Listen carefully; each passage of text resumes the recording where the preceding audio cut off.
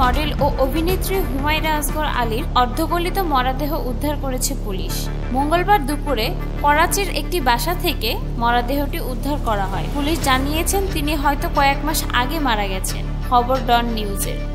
বুধবার পুলিশের ডিআইজি সৈয়দ আসাদ রেজা জানান, ৩২ বছর বয়সী এই অভিনেত্রীর মরদেহ করাচির ইত্তেহাদ কমার্শিয়াল এলাকায় এক বহুতল ভবনের ৪র্থ তলায় ভাড়া নেওয়া ফ্ল্যাট থেকে উদ্ধার করা হয়। আদালতের আদেশ অনুযায়ী ফ্ল্যাটটি খালি করার জন্য মঙ্গলবার দুপুরে পুলিশ সেখানে যান। দরজায় কড়া নাড়ার পর সাড়া না পেয়ে পুলিশ দরজা ভেঙে ভেতরে প্রবেশ করে এবং অভিনেত্রীর মরদেহ দেখতে পায়।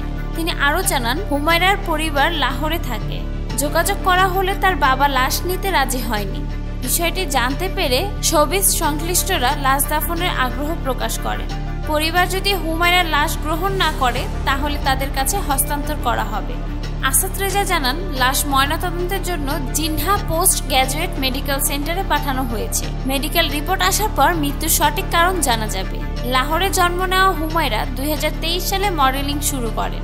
২০২২ সালে জনপ্রিয় রিয়েলিটি শো তামাশাতে অংশ নিয়ে দর্শকের নজর কাড়েন। বিগত কয়েক বছর ধরে তিনি নিজেকে জনজীবন থেকে গুটিয়ে নিয়েছেন। ২০১৮ সাল থেকে করাচির সেই ফ্ল্যাটে একাই বাস করতেন এবং ২০২৪ সালের শুরু থেকে ভাড়া পরিশোধ বন্ধ করে দেন।